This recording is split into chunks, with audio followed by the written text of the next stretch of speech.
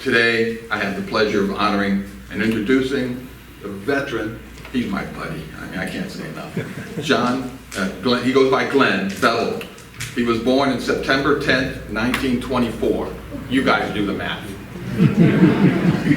And he grew up in Waldo and Wildwood, Florida.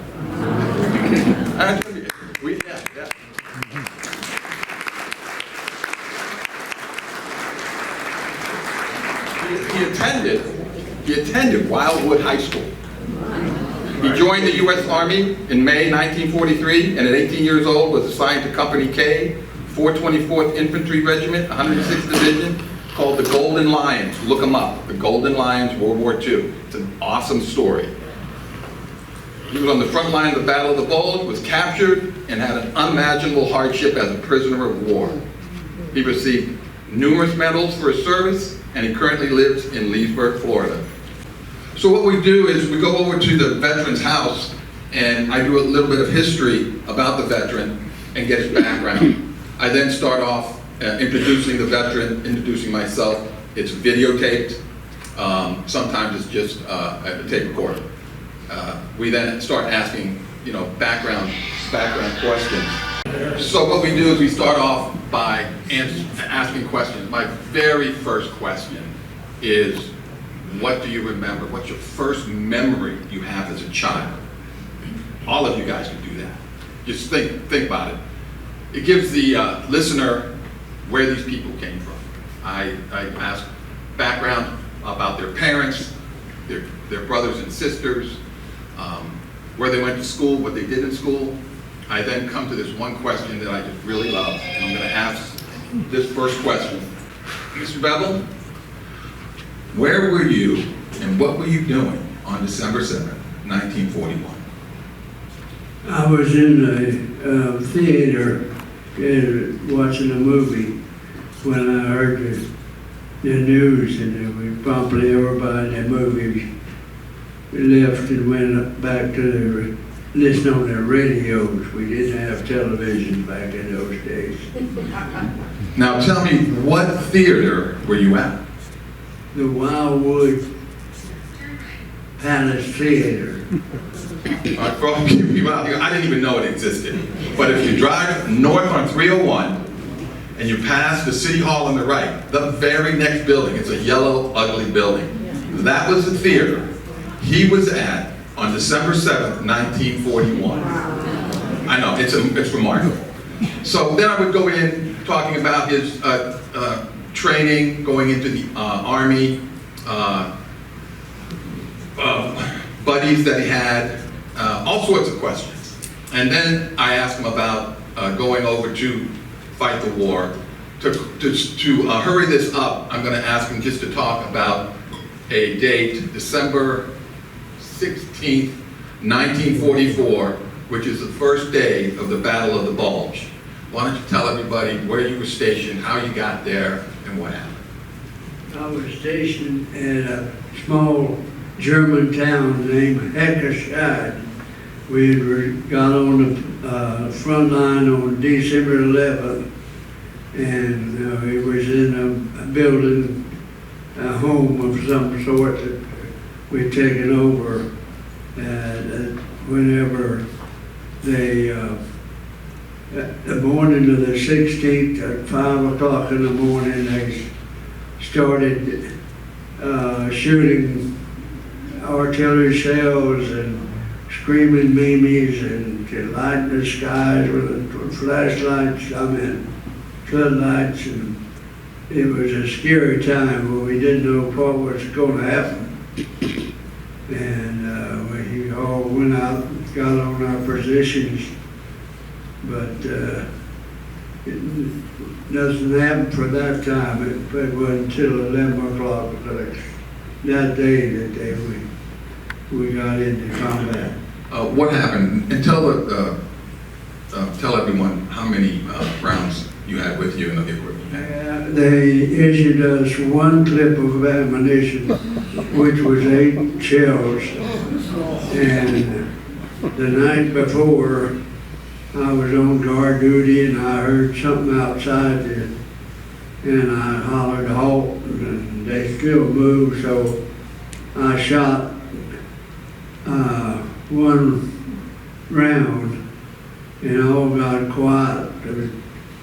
The sergeant says, "You probably shot a cow out there."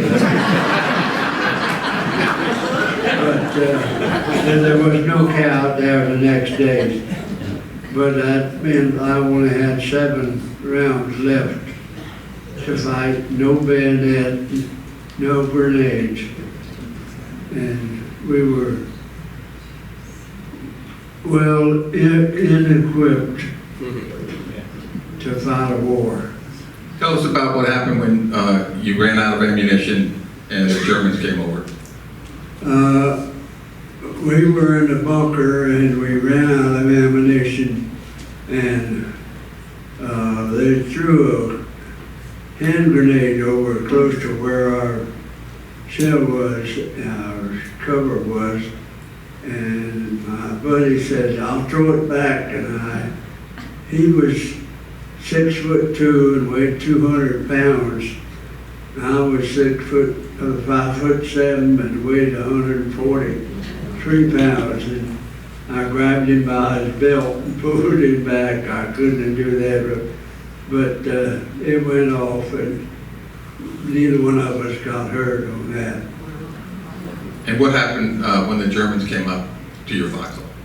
Well, they come to the cell and said, the little private, I think he was as scared as we were, but he said, "You're out, Smith, now." So we had to crawl out of our bunker and give up. And that was the hardest thing I ever had to do in my life. And so they carried us back and checked us, and while we was there, one of our buddies had gotten a hand grenade in the back. My buddy and I took out our sulfur powder and put on it and tried to keep it from bleeding too bad. And then they got us together. I think it was about only about 6 of us that got captured. The rest of them was able to get back, because we was in this small town, and they were able to get back to their company. And we had to carry the Germans that got shot that was on litters. They made us carry the litters. And we went back to the Siegfried line, and of course a couple of times we had to drop that German prisoner on purpose. Then we went back, they kept us in the Siegfried line overnight, and the next day they marched us about 10 miles to Prüm, Germany, where they loaded us on the train to carry us foot deeper into Germany. And when you went back to Prüm, Germany, you stayed there till the end of the war? No, we stayed there at Prüm just the afternoon, and caught the train that night, because they only run at nighttime. And they put us in these boxcars they called 40 and 8. It was built for 40 men or 8 horses. And they put 60 of us in the boxcars. And we were in there that night, and like I say, they didn't move except at nighttime. And of course, that wasn't, with 60 men in there, we had to relieve ourselves quite a bit, so we had to make one corner of the boxcar, and but if you stayed in there 2 days, it got a little red shit. And then they carried us back to Limburg, Germany, and we got into the yard, and it was at night time. And the British always bombed at nighttime. Americans bombed in the daytime.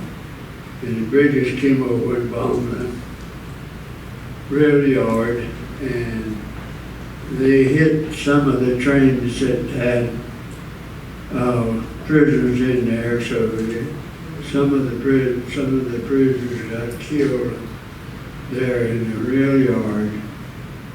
But then they carried us to what it was a former stockyard, and that's where we spent the rest of the year and Christmas over to the New Year's. If you want to hear the rest of the story, we have that YouTube. It's on a YouTube. It's about an hour and a half long, or an hour and 45 minutes long. But I want to ask you one last question. What were you doing? What happened when you were liberated? I was liberated by the Russians, but I wasn't liberated by the Russians.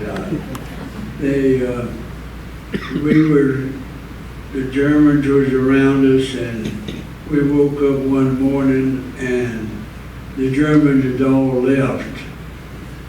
Some of the POWs that was able to, had yellow jaundice and was in sick bay, but some of them went out. But the Russians came in and they picked them up, put them back in prison, and they put machine guns around us.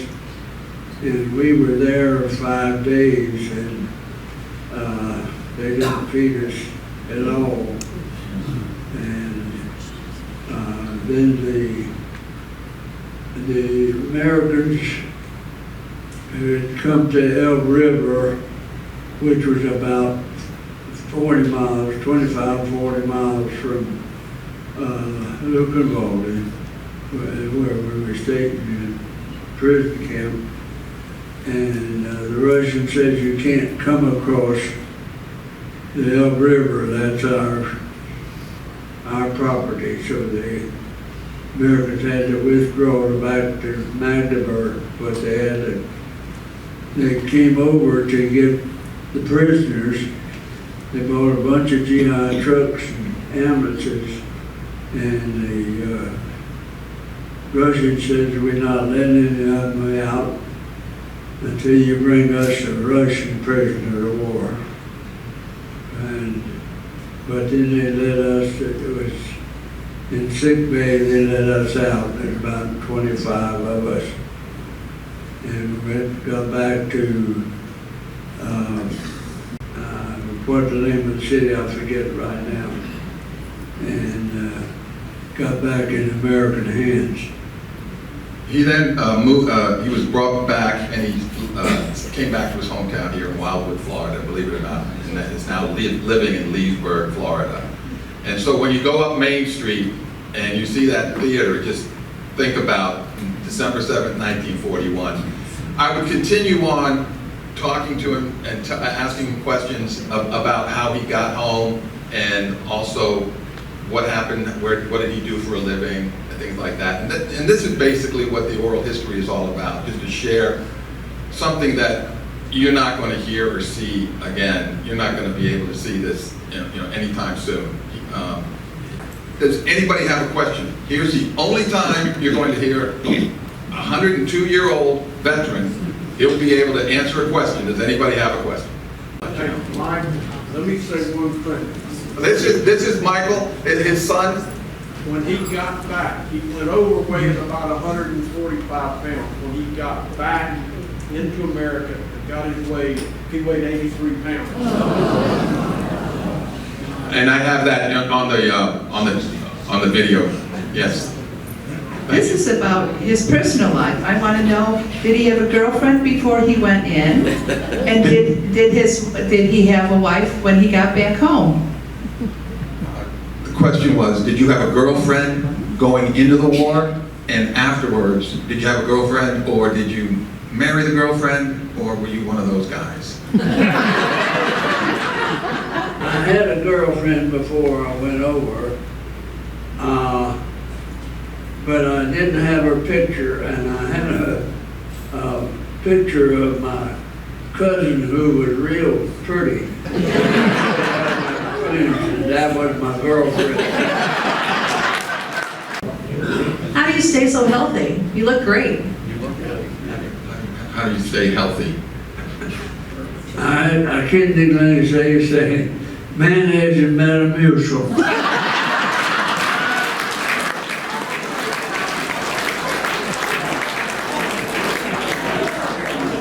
Hi, Glenn, it's Mary. You landed at Normandy also, is that correct? I landed in Le Havre, France, and Aberson, Normandy. Okay. That's when we went from England over to France, and then they transferred us up to the front lines. First of all, it's an honor to be in your presence, so thank you very much.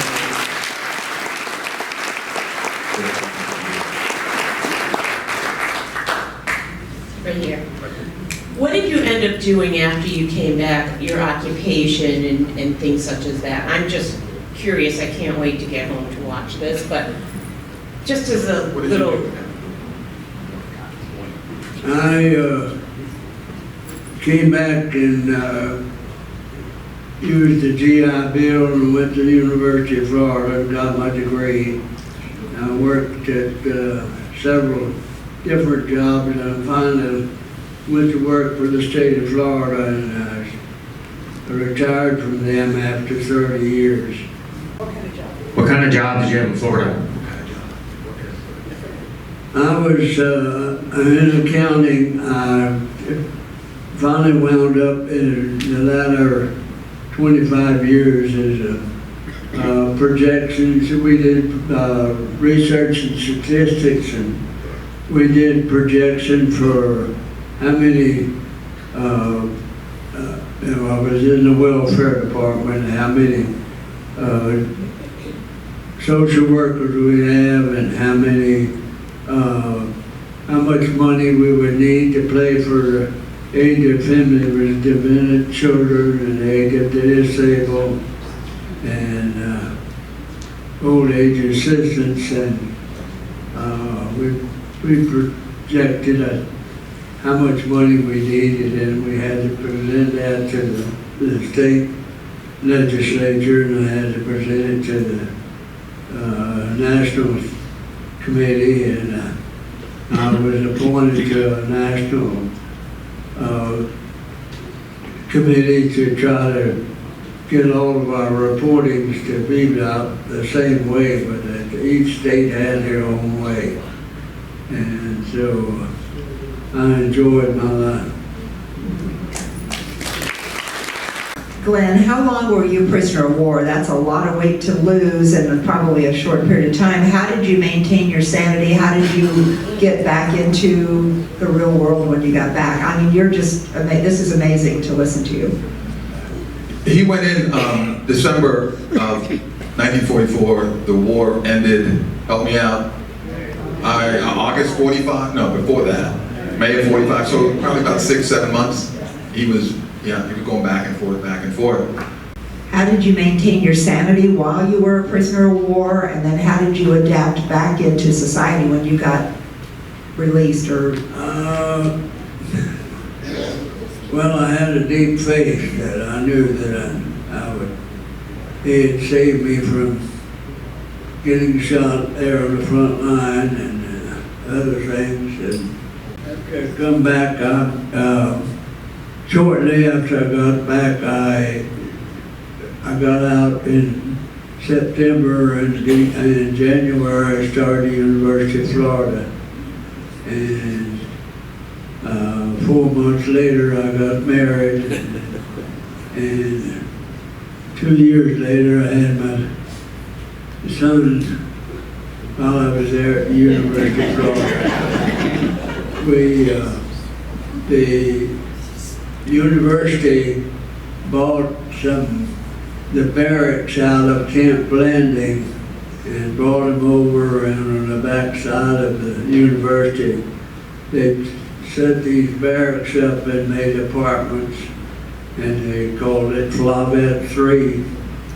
And that, we rented an apartment back there while I was going to the university. I think what she was trying to get to you was, how did you cope? Did you have any problems coping, moving back into regular life? No, I really didn't. I guess I've had time enough to get back, and I had friends and that thing, and I was young enough, and I was the good-looking soldier that just returned. So I had girlfriends that I wanted to. I have a question. So have you seen any of the movies that portrayed how things were in the BOW camps? Have you seen those? There was a war movie with James Whitmore called Battleground, and it was about the war, and of course, when we were there and fighting, they said that was the coldest winter they'd had in 100 years, because it was freezing all of the time. So I decided I would never move north.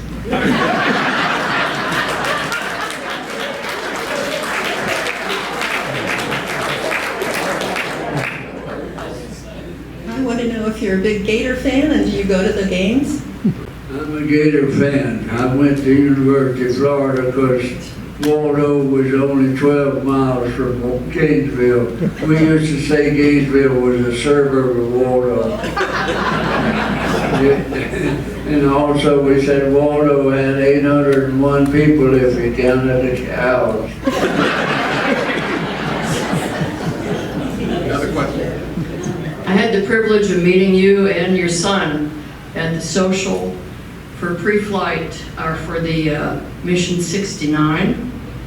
I'm wondering, from the flightless mission that followed up, what were your impressions? Because I'm about to go as a guardian for my first time on Mission 70. I was greatly impressed, and I was thinking, I thanked everybody for having me on that trip, because I really enjoyed it, and the camaraderie was great too. Thank you very much, each and every one of you.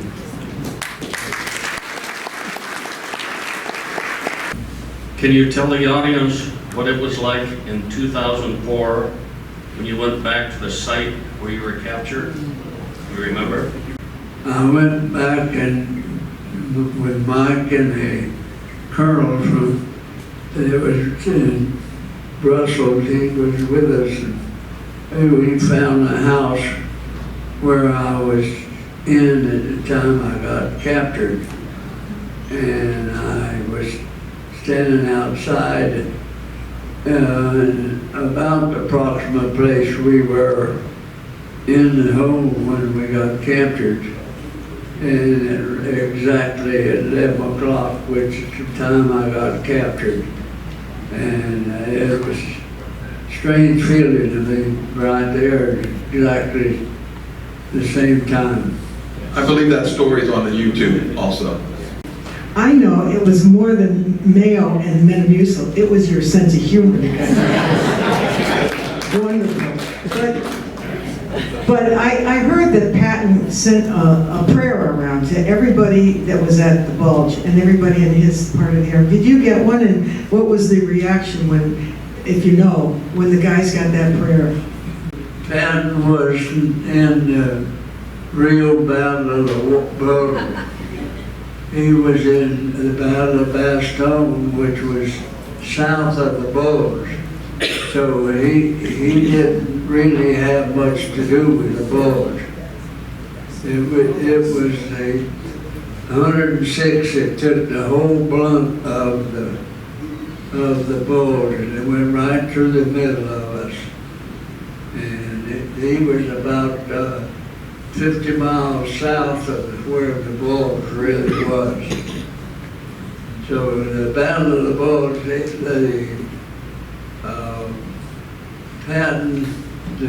the Germans were trying to go towards Paris, but the Battle of the Bulge, they was wanting to try to go to Amsterdam and cut off the British, and so they could annihilate them and take England.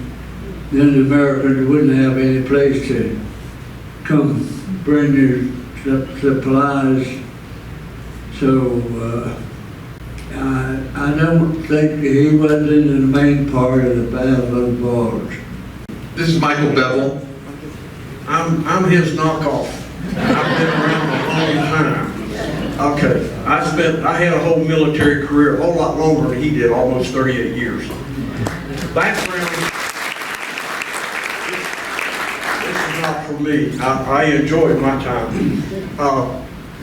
Little background on the Battle of the Bulge. Question was asked about Patton. In fact, I have had a conversation with a German general about his age and about his condition.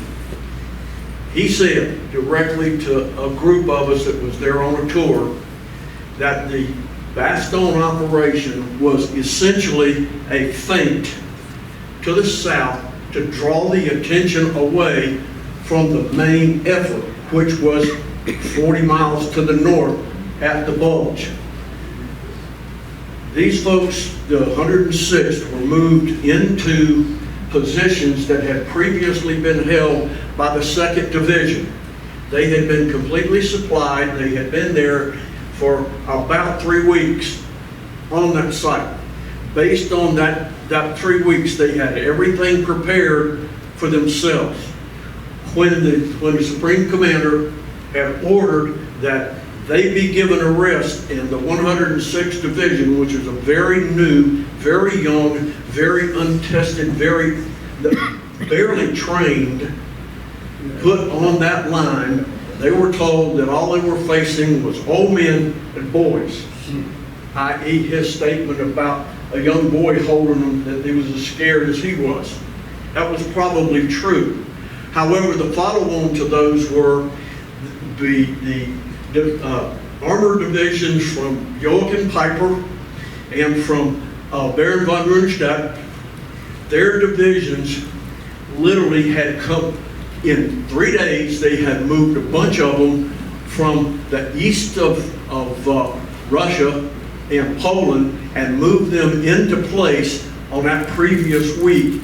And they were faced by actually 3 across the whole line, 3 full battle-tested divisions.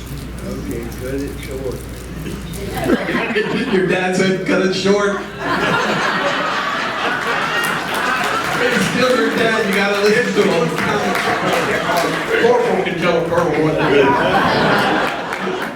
Anyway, the whole thing, they were completely unprepared. The 2nd Division were moved out. They left none of the equipment as they had been directed to do. They didn't have machine guns, didn't have anything to protect themselves. And when you up against a full division with 8 rounds of ammunition, you got nothing. Well, I want to thank you folks for having me here, and I was just one of the GIs. There was a lot of us young men that went to war, and we all wanted to go and defeat the enemy, and there was no running to Canada or something like that. We just we was ready to go. But I remember whenever the war broke out, on December the 7th, we had 3 guys that was in my senior class in high school, and the next week they went and joined the Navy and to fight. So all of it, we were all willing and able to go. We went.